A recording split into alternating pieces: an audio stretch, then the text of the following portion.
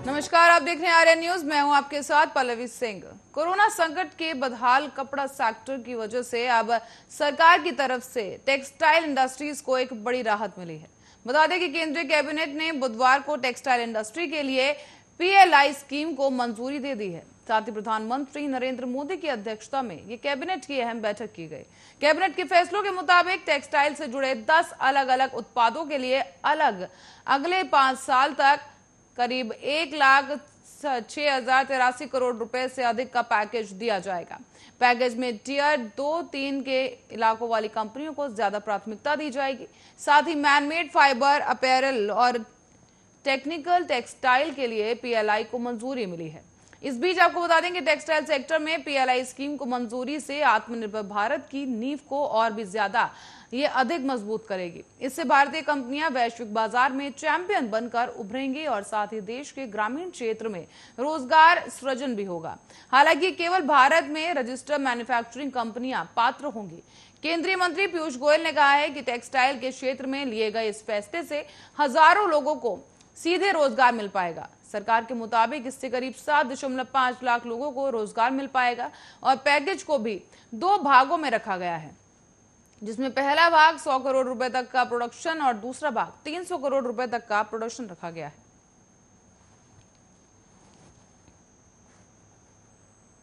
और बंगाल में विधानसभा चुनाव में पूर्ण बहुमत के साथ सरकार बनाने वाली ममता बनर्जी खुद अपनी सीट नंदीग्राम से हार गई और अब वो अपनी सरकार बनाने के लिए तो खुश हैं, लेकिन उस हाई प्रोफाइल सीट से नहीं जीत पाने का गम उन्हें सता रहा है। हालांकि उस हार के बाद ममता बनर्जी एक बार फिर से चुनावी मैदान में आ गई हैं और वो भवानीपुर सीट से उपचुनाव लड़ने वाली हैं।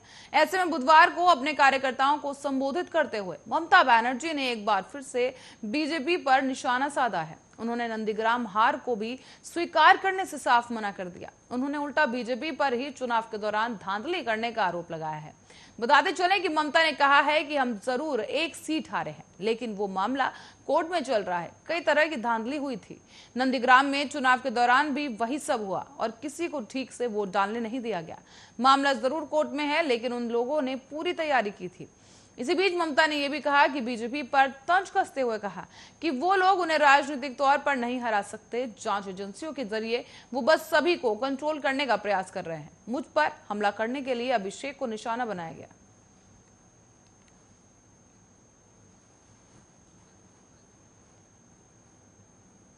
और केंद्र की नरेंद्र मोदी सरकार ने बुधवार को किसानों के लिए एक अहम फैसला लिया है।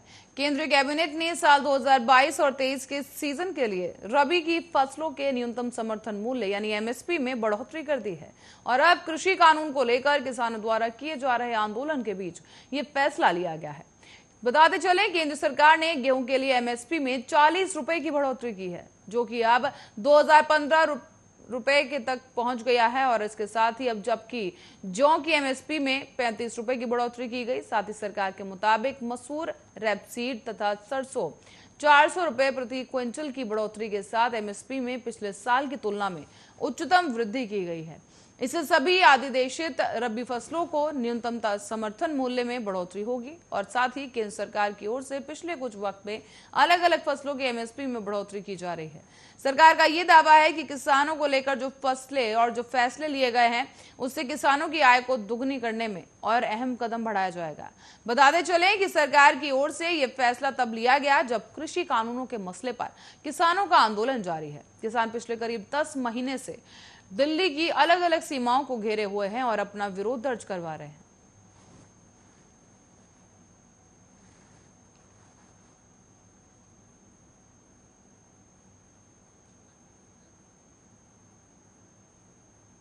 वहीं भवानीपुर उपचुनाव के उम्मीदवार को लेकर भारतीय जनता पार्टी की पश्चिम बंगाल इकाई की एक बैठक कोलकाता में पार्टी के राज्य मुख्यालय में की गई, जहां बीजेपी प्रदेश अध्यक्ष दिलीप घोष की अगुवाई में हुई इस बैठक में भवानीपुर उपचुनाव में मुख्यमंत्री और तृणमूल कांग्रेस सुप्रीमो ममता बनर्जी के खिलाफ उम्मीदवारों के नामों पर चर्चा की गई। बताते चले कि बीजेपी सूत्रों की माने तो बैठक में लंबी चर्चा के बाद 6 उम्मीदवारों के नाम तय किए गए हैं, जिसमें से किसी एक पर मुहर लगने के लिए इसे केंद्र नेतृत्व के पास भेज दिया गया है। और इन 6 नामों में मेघालय और त्रिपुरा के पूर्व राज्यपाल और वरिष्ठ नेता तथागत राय, अभिनेता रुद्रनील घोष, प्रदेश बीजेपी उपाध्यक्ष प्रताप बनर्जी, वरिष्ठ नेता अनिर्बान गांगुली और दिनेश त्रिवेदी, वकील प्रियंका टिबड़ेवाल और चुनाव के बाद हुई हिंसा में मारे गए बीजेपी कार्यकर्ता अभिजीत सरकार के भाई विश्वजीत सरकार के नाम शामिल हैं।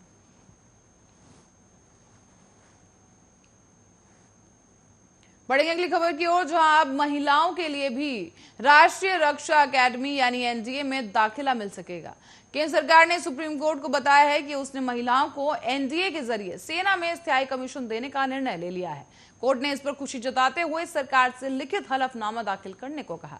दरअसल अब तक एनडीए के दरवाजे लड़कियों के लिए बंद थे और वहां सिर्फ लड़कों को ही दाखिला मिलता था। इसे भेदभाव बताते हुए सुप्रीम कोर्ट में एक याचिका दाखिल की गई। 18 अगस्त को कोर्ट ने आदेश दिया था कि इस साल होने वाली एनडीए की प्रवेश परीक्षा में लड़कियों को भी शामिल होने का मौका दिया जाए।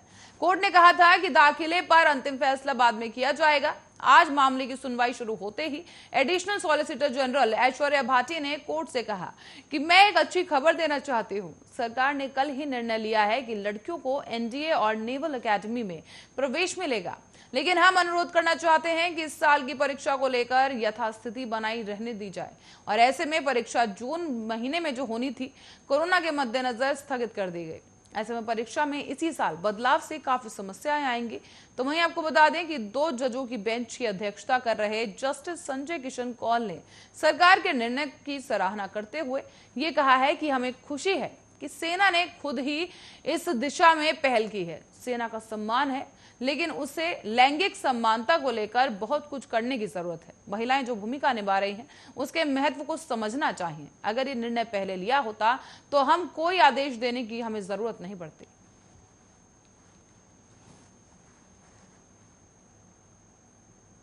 और अफगानिस्तान में तालिबान द्वारा नई सरकार के ऐलान के बाद अब आज नई दिल्ली में राष्ट्रीय सुरक्षा सलाहकार अजीत डोभाल की भारत दौरे पर आए रूसी राष्ट्रीय सुरक्षा सलाहकार निकोलाई पत्रुशेव के साथ एक अहम बैठक की गई। इस बैठक में मुख्यतः अफगानिस्तान में तालिबान कब्जे के बाद उत्पन्न हुई परिस्थितियों पर चर्चा की गई। साथ ही गौरतलब है कि कल ही रूसी राष्ट्रपति के प्रवक्ता ने यह बयान दिया था कि रूस ने तालिबान सरकार को मान्यता को लेकर अब तक कोई फैसला नहीं किया है। जाहिर है कि दोनों राष्ट्रीय सुरक्षा सलाहकारों के बीच ये मुद्दा काफी अहम रहने वाला है। इसी बीच सूत्रों ने बताया कि डोभाल और पत्रुशेव की बैठक में अमेरिका के अफगानिस्तान के लौटने के बाद तालिबान कब्जे और नई तालिबानी सरकार, अफगानिस्तान में हुए बदलाव के मद्देनजर सुरक्षा की चिंताओं और नई तालिबानी सरकार के संबंधों पर चर्चा होनी है। ऐसे में सूत्रों के मुताबिक दोनों ही राष्ट्रीय सुरक्षा सलाहकार इस बात पर भी काफी अहम चर्चा कर सकते हैं। सुनिश्चित किया जाएगा कि तालिबान ने नई संबंधी जो वायदे किए हैं वो उन्हें निभाएगा भी। गौरतलब है कि मामला सामने आ रहा है कि दोनों की बातचीत में अफगानिस्तान को मदद देने पर भी चर्चा की जाएगी, यानी भारत और रूस नई तालिबानी सरकार को स्थिरता के लिए मदद भी करने को तैयार होंगे। बता दें कि आपको इसके साथ ही तालिबान अपने रुख में बदलाव के मुताबिक प्रशासनिक नरमी दिखाएगा तो चांसेस हैं कि उसको मदद मिल सके।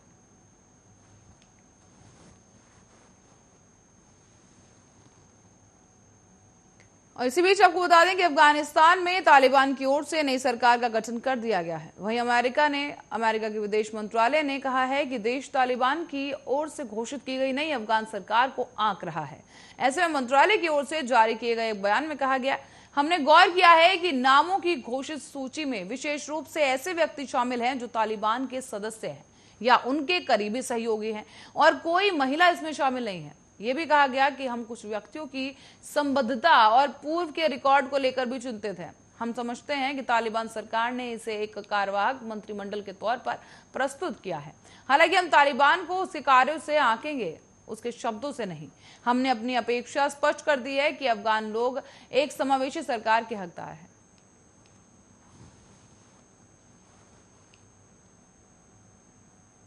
बढ़ेंगे अगली खबर की ओर, जहां उत्तराखंड की राज्यपाल बेबी रानी मौर्य ने राष्ट्रपति को अपना इस्तीफा सौंप दिया है। तो वहीं राज्यपाल के सचिव बीके संत ने इस पूरे मामले की पुष्टि की और बताते चलें कि दरअसल बेनी राय मौर्य उत्तराखंड की राज्यपाल के तौर पर बीती 26 अगस्त को अपने 3 साल का कार्यकाल पूरा कर चुके हैं। और 2 दिन पहले नई दिल्ली में गृह मंत्री अमित शाह के साथ मुलाकात के बाद से ही उनके इस्तीफे की देने की चर्चाएं तेज होने लगी। उन्होंने उत्तर प्रदेश बीजेपी में भी बड़ी जिम्मेदारी देने की चर्चाएं भी अब तेजी से चल रही हैं। तो वहीं अब आपको बता दें कि प्रदेश के नए राज्यपाल की जिम्मेदारी किसे मिलेगी, इसको लेकर अभी चर्चा शुरू हो गई है। हाल ही में बेबी रानी मौर्य राज्यपाल पद पर 3 साल का कार्यकाल पूरा होने के बाद मीडिया से भी रूबरू हुई थी। उन्होंने प्रदेश में महिलाओं को आर्थिक रूप से सशक्त बनाने के मुद्दों पर जोर दिया था। उनका कहना था कि प्रदेश की महिलाएं मेहनती और जुझारू हैं। महिलाओं को राजभवन से जो बेहतर सहयोग किया जा सकता है, उसके लिए आगे भी ठोस प्रयास किए जाएंगे।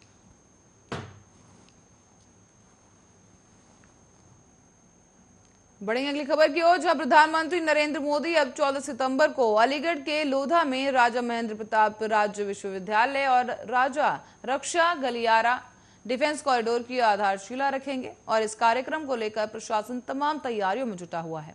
दरअसल साल 2014 में बीजेपी और अलीगढ़ मुस्लिम यूनिवर्सिटी के बीच कैंपस में उनका जन्मदिन मनाने को लेकर काफी विवाद हुआ था, जिसके बाद अब राजा महेंद्र प्रताप सिंह के नाम पर विश्वविद्यालय बनाने की मांग जोर पकड़ने लगी, जिस पर मुख्यमंत्री योगी आदित्यनाथ ने साल 2019 के उपचुनाव में इग्लेसिस क्षेत्र में एक सभा को संबोधित करते हुए कहा था कि एएमयू की तर्ज पर राजा महेंद्र प्रताप सिंह विश्वविद्यालय बनाया जाएगा और अब उस जाट राजा के नाम पर विश्वविद्यालय की स्थापना हो रही है।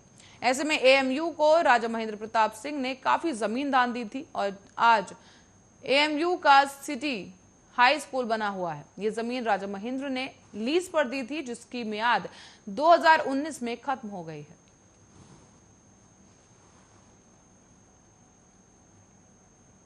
अफगानिस्तान में तालिबान सरकार के ऐलान के बाद अब अंतर्राष्ट्रीय मंच पर भारत का पहला बयान सामने आया है। बता दें कि संयुक्त राष्ट्र में शांति की संस्कृति और आयोजित की गई इस बैठक में भारत ने बिना किसी का नाम लिए कहा है कि वैश्विक महामारी में भी असहिष्णुता, हिंसा और आतंकवाद में बढ़ोतरी देखी जा रही है। आतंकवाद धर्मों और संस्कृतियों का भी विरोधी है। धर्म का इस्तेमाल आतंकवाद गतिविधियों को अंजाम देने वालों और उनका समर्थन करने वालों को सही ठहराने के लिए नहीं किया जा सकता।